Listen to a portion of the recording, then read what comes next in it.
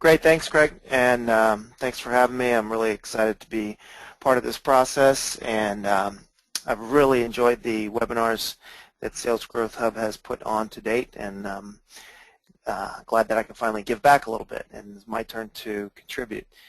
So today we're going to be talking about the future of data-driven sales and marketing, and there's a little bit of a crystal ball element to it, so to speak. I'm going to actually tell you sort of my predictions based on the last decade plus that I've spent building and helping companies build business-to-business databases, and more specifically, I've actually, in one way or another, contributed to or helped 43% of the Fortune 1000 build databases.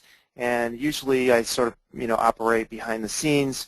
When I say I'm referring to myself and my various companies in this space, but usually I sort of operate behind the scenes, so you may not have heard of me, you may not have necessarily even heard of LeadFerret, or any of the other companies that I've run in this space.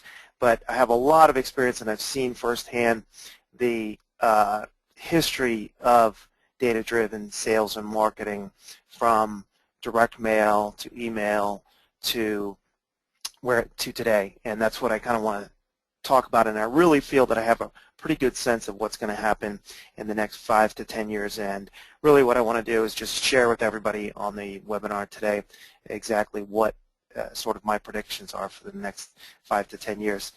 I estimate this is going to be about a 30 to 40 minute session, this particular part, which may be a little bit shorter than these webinars typically are, but I'm just going to try to sort of get to the point, explain to you what I have seen historically and what I see moving forward when it comes to data-driven sales, marketing automation, email, social media, things of that nature. So, a little more specific summary of what's in this webinar. We're going to take a quick refresher on the history of data-driven marketing. We're going to talk about how history tends to repeat itself, how smart companies learn from history and recognize that history repeating itself, or that cyclical nature of history. Then we're going to talk about social media and the role it plays in the future of data-driven sales and marketing, and is social media really the future? We're going to talk about, is social media the new email? And when we do that, we're going to talk specifically about, if social media is the new email, can we actually learn from the history of email as a means of direct marketing, as a means of data-driven marketing and sales? And then we're going to talk about how social media relates to big data, and you can see my feelings on how it relates. I feel that social media equals big data. And I'll get into what that means. And who should get into the business of big data? It might not be who you think. Social media, we might not be looking to use social media the way you think either. And then based on all of my recommendations and sort of predictions for the next 5 to 10 years, I'm going to talk about or give some specific examples of things that I feel you should do today to be prepared for that, or that your company should start doing. And then I'm going to talk about a more long-term plan and what you should be planning for and how to build that plan. And then the final thing I want to cover is just a sort of a snapshot of what I think the data-driven sales and marketing environment will look like in 5 years. So let's get right into it. And of course, if you do have any questions, feel free to use the side panel to submit those at any point in time. I'll try to either answer them live, or we will try to follow up with you, or perhaps Craig or somebody will do their best to get back to you to answer any questions. I'm really excited to give this presentation. I hope you guys are all really excited to hear what I have to say. I feel like I've been in this industry long enough that hopefully I have some sense of what's coming. Okay, so a quick refresher on the history of data-driven marketing or direct marketing. Direct marketing to me is not quite specific enough. So that's why I use the term data-driven marketing, but there are many changes. In many ways, it's interchangeable for the term direct marketing. So if you go back to 70s, 80s, even early 90s, really the climate was dominated by direct mail. And even within the direct mail industries, you could initially only rent lists from third parties. And then those lists would actually be sent directly to a third-party bonded mailing house who would attach the labels for that list to your direct mail piece to be sent out. And you never actually got to see the names. That's how protected, coveted, and unavailable data was. For those of you who may be on the webinar today who remember that time frame, there was after third-party bonded mailing houses, there came a time when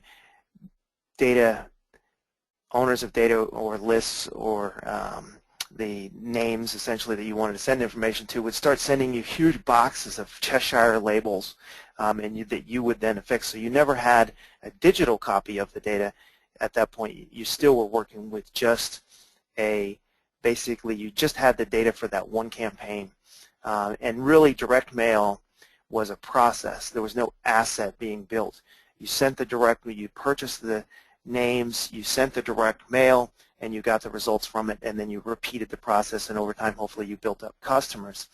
But even in the direct mail days, smart companies did start building their own databases of information that they could collect any way possible. I remember working with some of these early databases, and they, some of them were literally running on like DOS-based platforms. They were non-relational databases in many cases, so they're essentially flat files, almost like an Excel file that we would have today. But then at the end of the direct mail era even, smart companies did start using CRM-based solutions. CRM solutions started to come onto the market, but it was mostly used by really cutting-edge companies and very large companies. So after the era of direct mail, essentially email very quickly became king in the realm of data-driven sales and marketing. And again, it was very similar to direct mail. Initially, you could only rent lists. You had no data asset. You couldn't acquire or build email lists in large quantities. You could rent them. Again, you sent your creative that you wanted to have delivered to whomever the subscriber base was. You sent that to a third party, and they delivered it to the individuals on their list. But you never saw their list. You never saw their database. You never got to build a data asset yourself to then run, repetitive campaigns again. This is really like late 90s, early 2000s that I'm referring to. And again, just like with direct mail, initially email was really a process. There was no asset involved. You would rent a list, execute a campaign, get leads, try to convert them to sales, and then when you're ready to run another campaign, you would do the same thing. And you really only built an asset when you had in the form of the leads that came in. You didn't really build any asset outside of that. Then as the era of email marketing continued, smart companies did start to collect emails and build email databases. They started, requesting email addresses on forms, whether they be written forms or web-based forms. Believe it or not, when the email marketing era really started, most people still were not collecting email addresses from their customers and prospects and users, etc.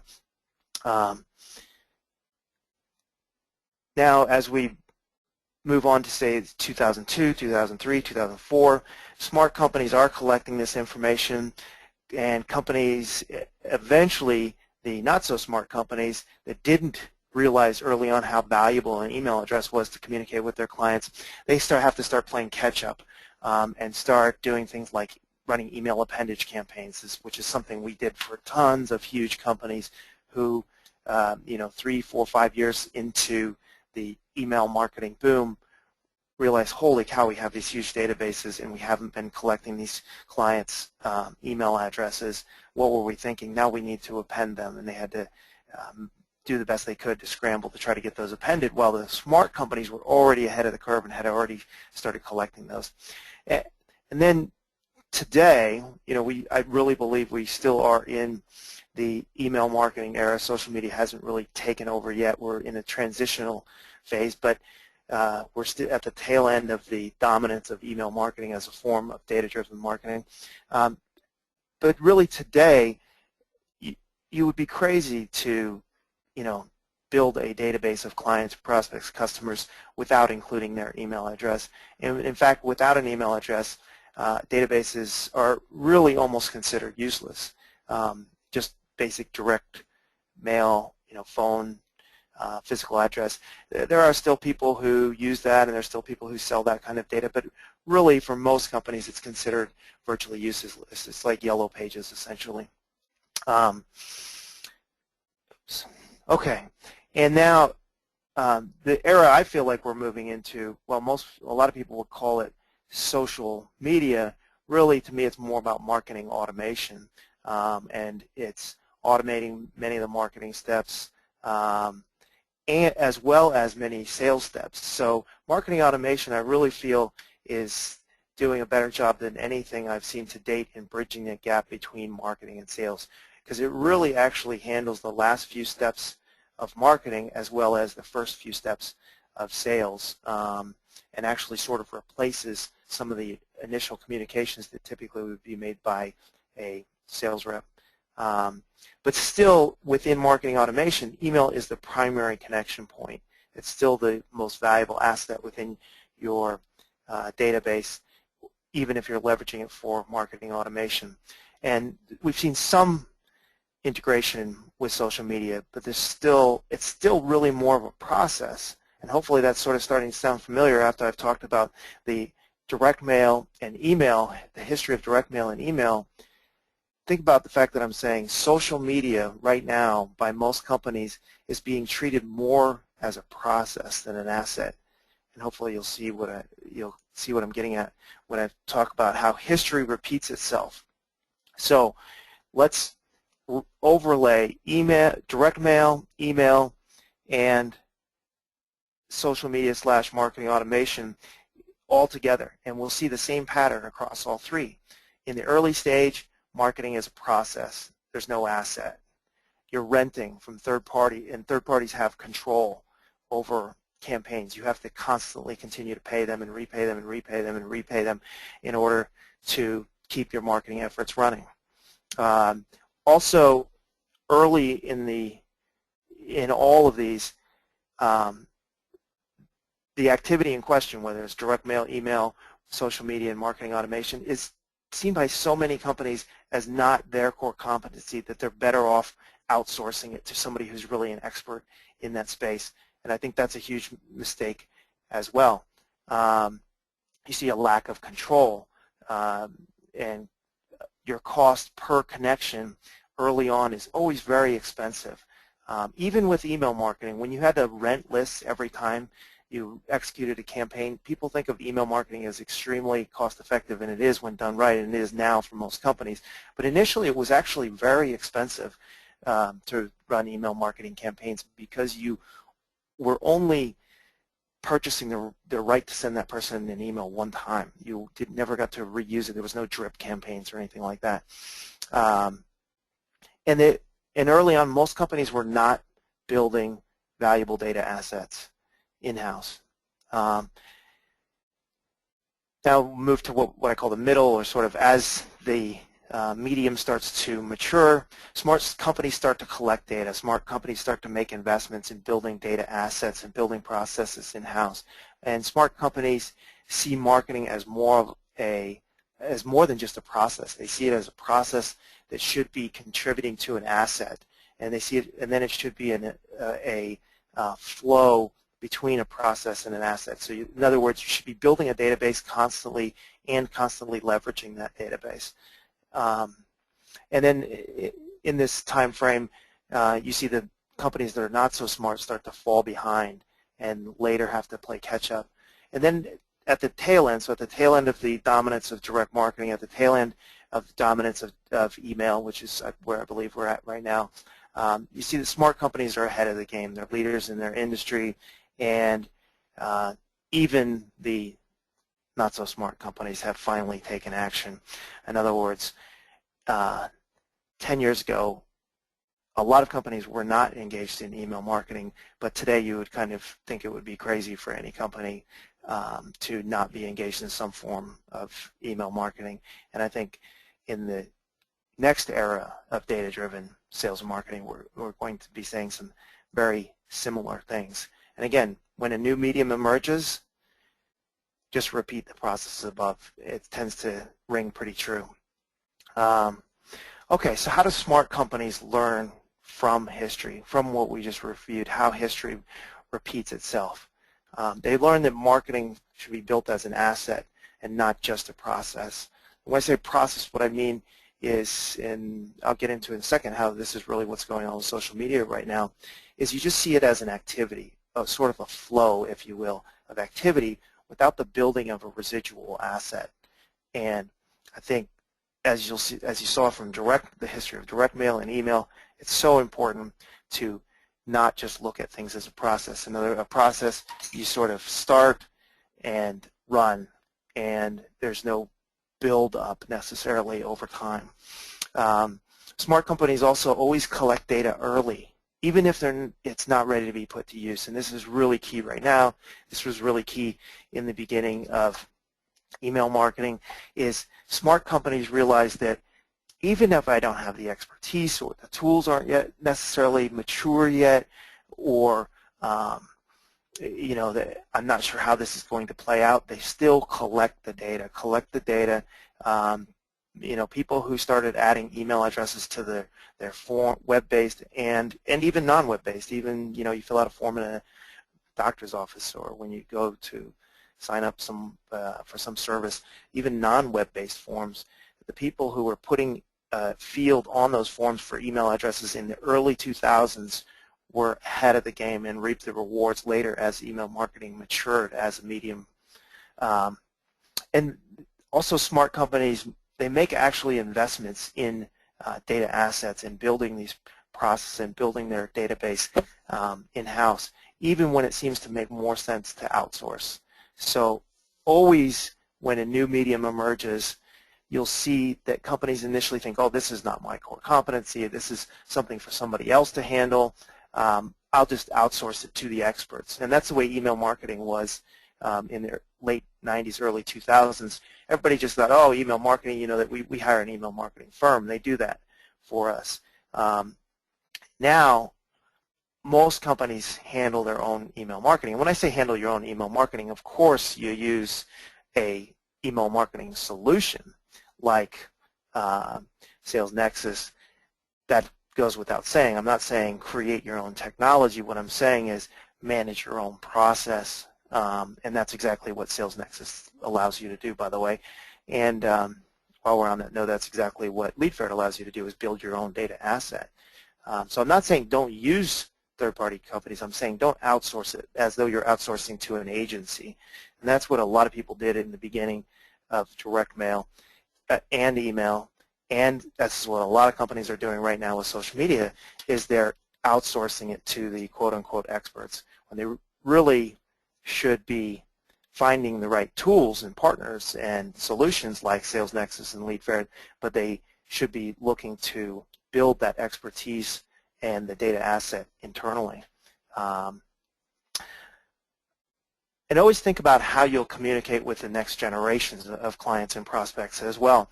As I mentioned, smart companies in the early 2000s were collecting email addresses, even though maybe it wasn't seen as the end-all form of communication.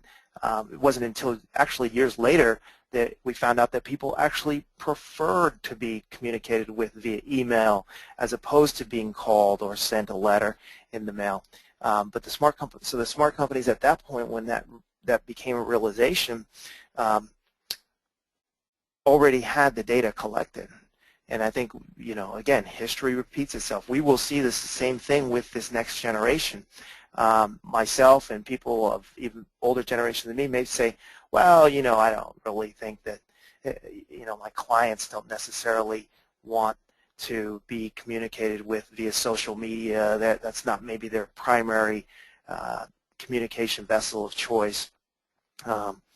But what about the next generation of clients? Clients and prospects that are in high school and college right now and will be in their prime wage earning years in the next 5, 10, 15 years and will become your next generation of clients. You really need to think about how they want you to communicate with them now and start preparing for that. And that's really the last bullet point on this slide is what it's really about is think about what can I do now to prepare to communicate with clients in 5 to 10 years. And again, somebody who's will be 30 in 10 years is 20 right now, and we kind of have a sense for what 20-year-olds are doing right now. Okay, so let's jump right into social media. Is social media the future? Will social media replace email to the extent that email has replaced direct mail? And then, so that's what I really mean when I say, is social media the future? In other words, is it the next wave in the sense that it will replace email as the primary means of marketing communication to the same extent that email has replaced direct mail? And I believe the answer is yes. This, of course, does not mean that email will go away, because we all know direct mail hasn't gone away. It's dramatically reduced. It's not the primary means of communication between companies and their clients and prospects, but it does still exist, and you'll see the same thing with email. And especially because marketing automation will be key to keeping email around as a equal or at least very strong means of communication with clients and prospects to social media. Okay, so if social media is the new email, what can we learn about how email replaced direct mail and apply that to social media? And hopefully, I mean, you guys, everybody on the webinar today is understanding the concept of looking at what happened in the transition from direct mail to email, and then the maturation of email as the primary direct marketing means that we can sort of anticipate moving forward for social media. And we can learn from that and take the necessary steps to be one of those smart companies, to be ahead of the game. And what I think, again, going back to some previous slides, what we can really learn from that is develop the expertise in-house. Don't always outsource everything to the quote-unquote experts. Develop the data asset. Collect data even if it doesn't necessarily make sense to. And most importantly, don't think of social media just as a process, but as an opportunity to build an asset. And again, even if you're not ready to use the social media data, just start collecting it. This is what people did early on with email, and it will help to determine the winners and losers as social media matures as the primary means of direct marketing as well.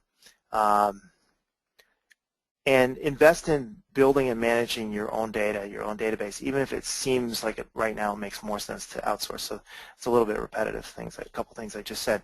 Okay, so what does that mean? What it really means, and I'm going to get to what all that means in a second, but part of what that means is that social media, or what affects what that means is that social media really is big data.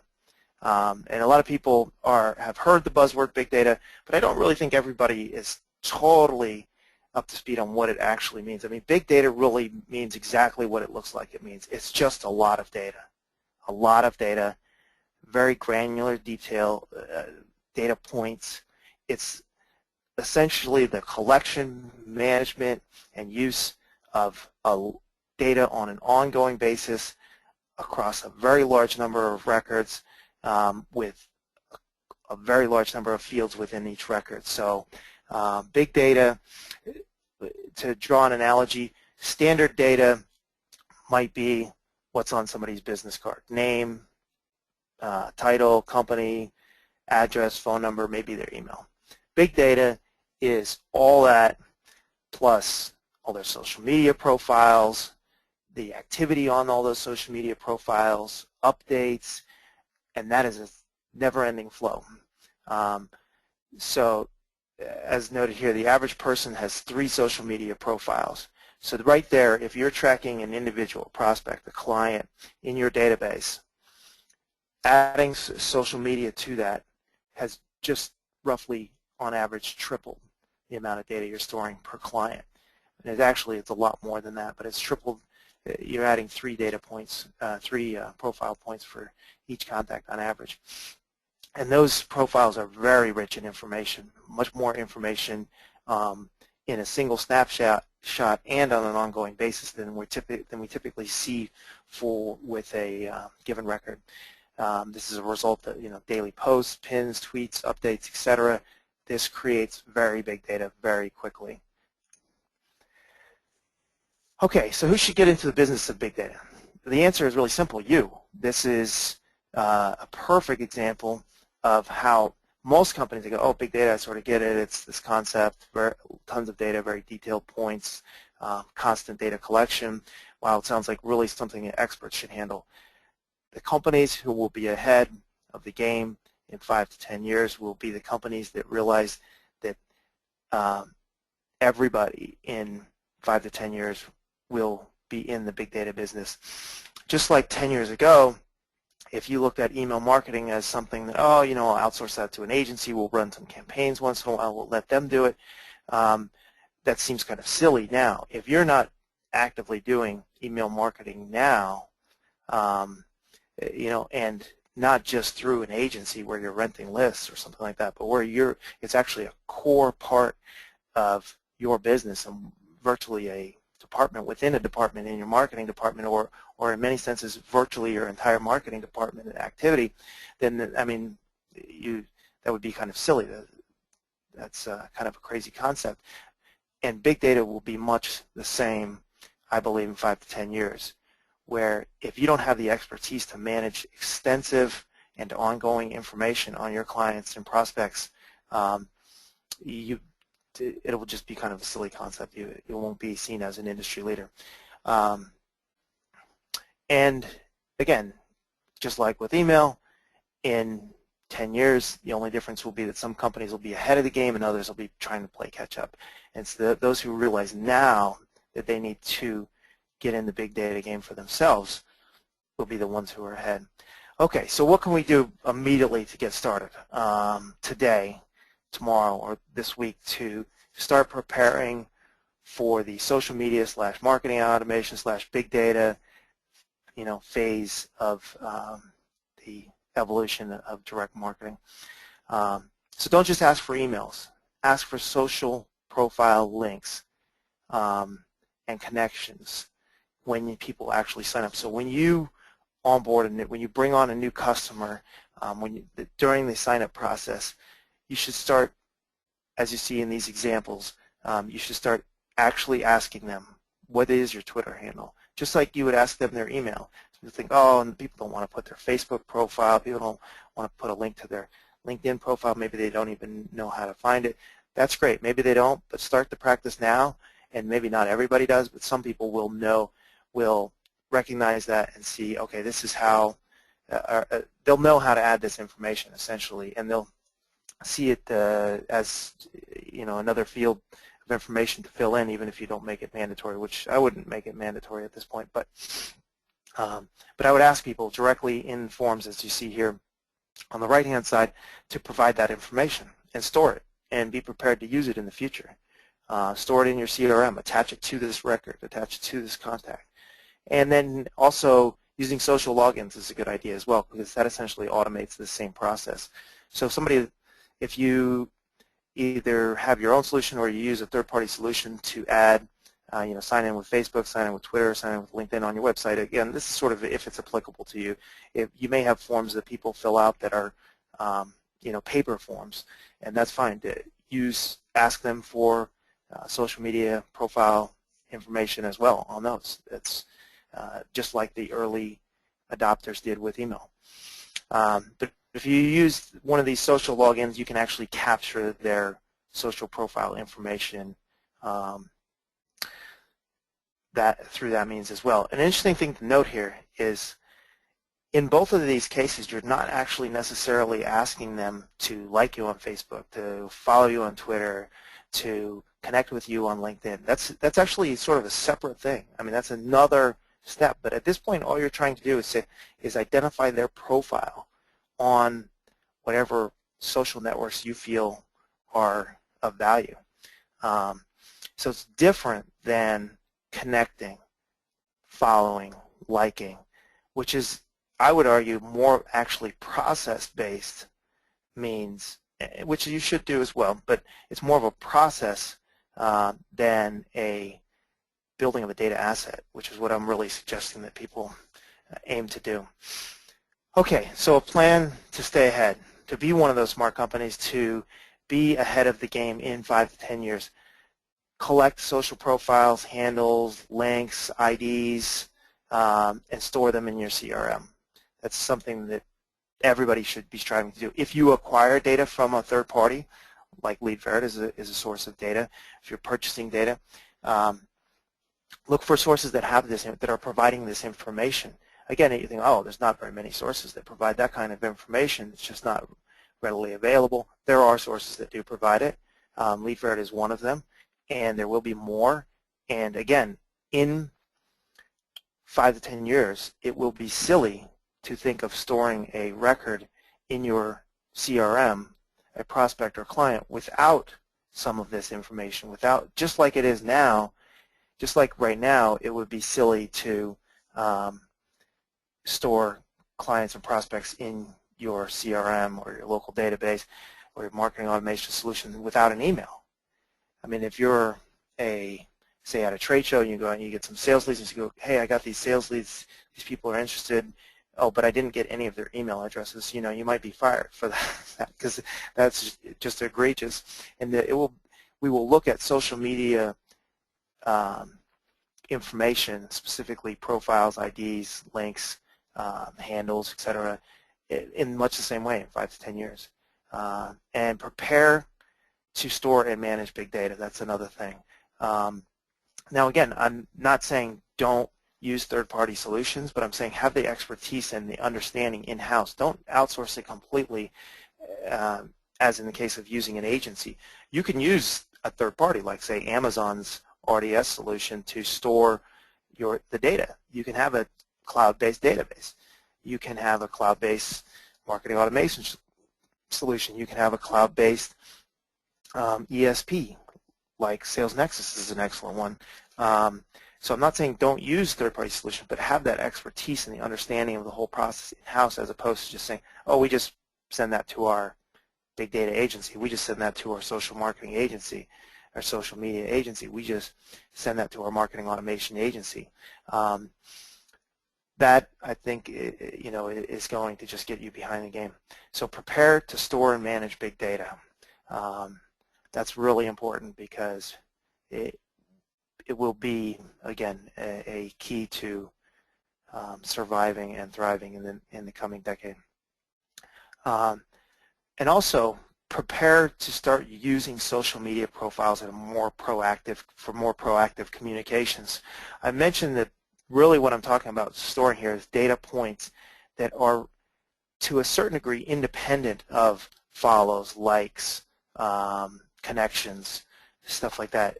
It's actually it's more like an email address where you're really identifying that person's profile and where they reside on that social network.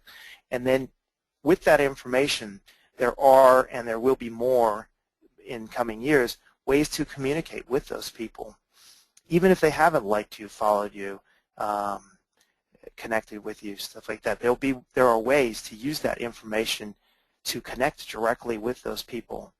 And even potentially more important when combined with email, if you're prepared to collect data from those social profiles, you know, their interests, their likes, their dislikes, who they follow, things of that nature, and this is where big data comes in again, as well as their real-time daily posts, pins, etc. And you use that to trigger and improve marketing automation, and sales. So it becomes a sales intelligence point. That, to me, is even more powerful than the ability to connect with them through these social networks. But the two of those things in conjunction with all tied back to the core data, including an email address, is what is going to drive successful sales and marketing efforts in the coming 5 to 10 years. Okay, so 5 years from now, I've alluded to a lot of this, but I'm just going to summarize, and this is actually the last slide of the of my portion of the presentation, and then I'll be handing it back over to Craig to wrap things up. But 5 years from now, and this is kind of what I promised in the invitation to this webinar, is sort of my prediction of what things will look like in 5 years. Most of it I've alluded to or covered specifically, but I'll just re-summarize. Companies that started collecting and storing social data early will be ahead of the game. And again, I'm not just talking about social data in the to the extent of somebody likes you or somebody follows you or somebody connects with you, but I'm talking about their profile, link, ID, or handle, the information on their profile, the information they're posting, tweeting, pinning, etc. That information, and being able to use it as a trigger, collecting that data, which by definition will become big data as you collect it day over day, week over week, month over month, year over year, is key to success. Therefore, companies that embrace big data as their business, not as some sort of abstract concept that other companies handle, but something that will become a core part of your sales and marketing departments, just like email marketing has become a core part of most people's sales and marketing departments. And whereas initially people thought email marketing was something you outsource, it's the same thing with big data. It's, if you embrace it as your business, as part of your business, you'll be ahead of the game. And of course, other companies will be playing catch up. At that point, 5 to 10 years from now, everybody will realize that this is what they should have been doing all along, and they'll be trying to catch up. And again, as I mentioned before, just like data, not a person's contact information without an email address has near zero value, in my opinion, and in the opinion of most of the companies that I work with. And I think in 5 to 10 years, a person's information, even with an email address that has no social information attached to it, will have almost no value. That's just what I think the climate will look like. Because that information will be available, why would you choose data that doesn't have it over data that does have it?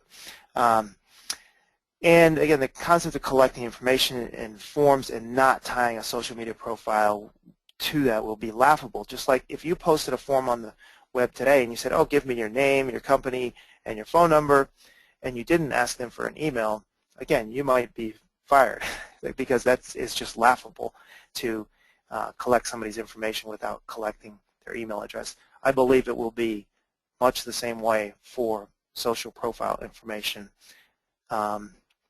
And again, I want to emphasize that's independent of connecting with them, following them, having them follow you, or having them like you, things of that nature.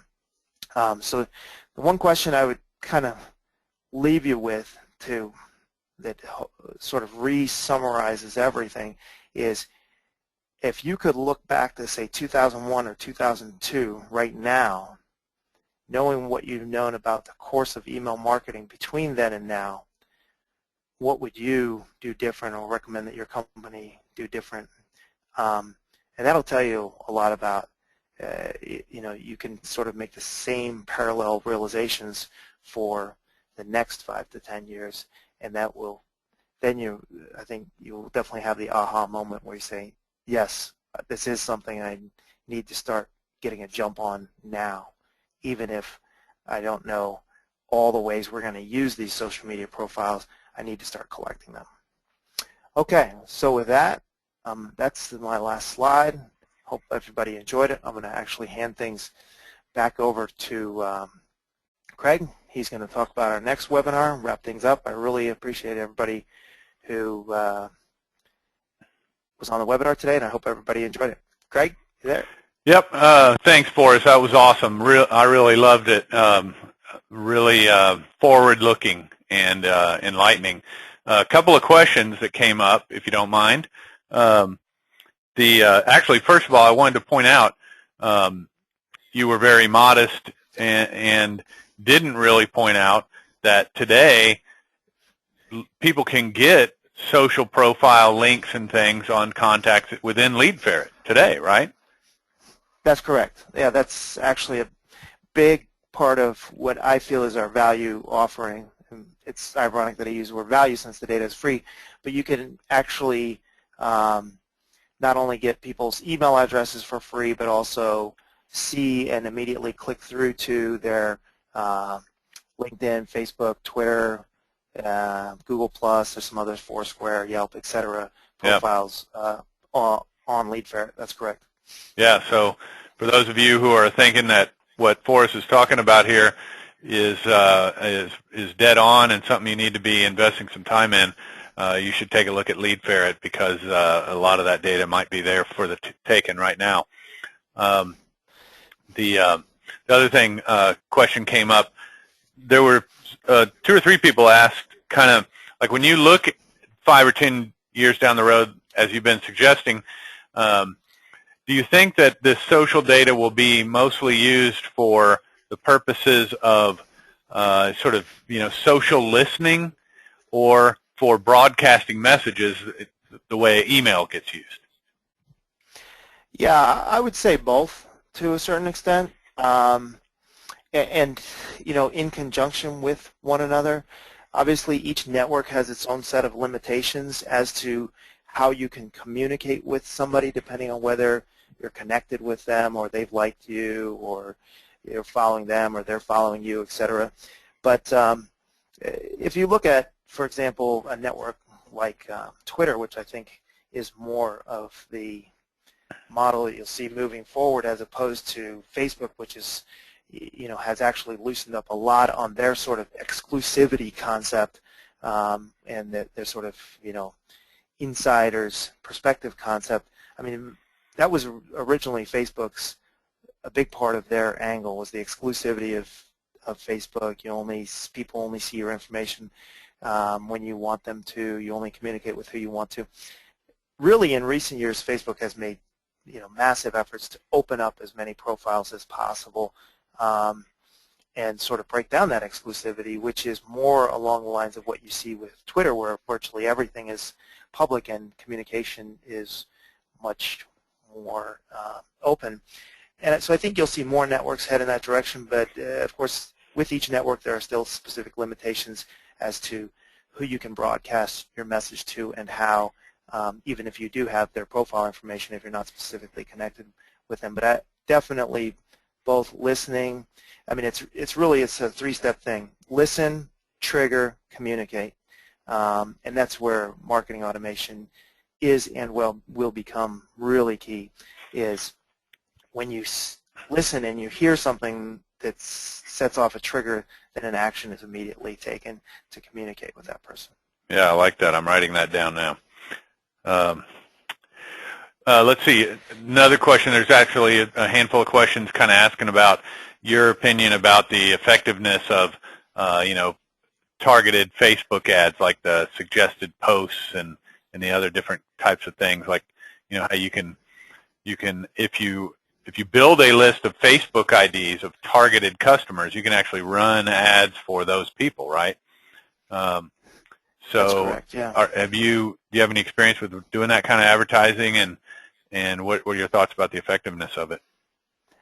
Yeah, so Facebook allows you to do everything from run a general campaign, which is, say, similar to like a Google AdWords campaign, but running on Facebook, so all the way down to saying, I want to send a message to this person, this person, this person, this person, or post an ad on their wall. And I believe they even now have a feature where you can, I think it's only with specific, when you give them a specific list of Facebook IDs, but you can actually integrate your ad into their wall as opposed to having it be, say, off to the right or up in the upper right-hand corner.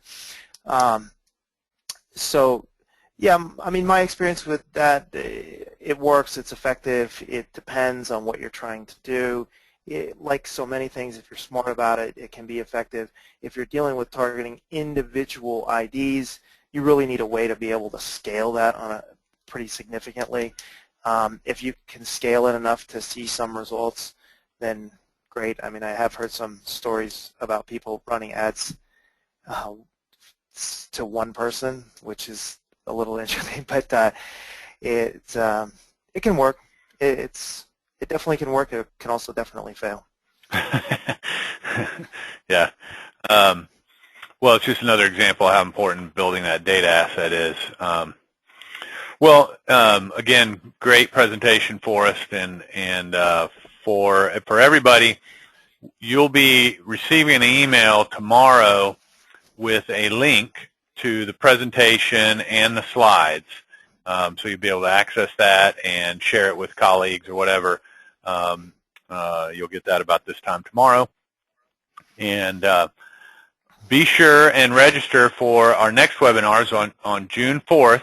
Mike Faraday is going to talk about how to lead a discovery sales meeting. So you can see the link here on the slide. Go to the Sales Growth Hub and click on events, and you can find that there. There'll also be a link to register for that webinar in the email that you'll get tomorrow. So thanks to everybody for joining us today. Really appreciate your time. We know you're very busy. I hope you got as much as I did out of the presentation today, and especially thanks to Forrest for leading the discussion. Great talk, Forrest. Thanks. Thanks, Craig. Thanks for having me. Yeah, and everybody go to leadferret.com and create your free account and start experimenting with that social data.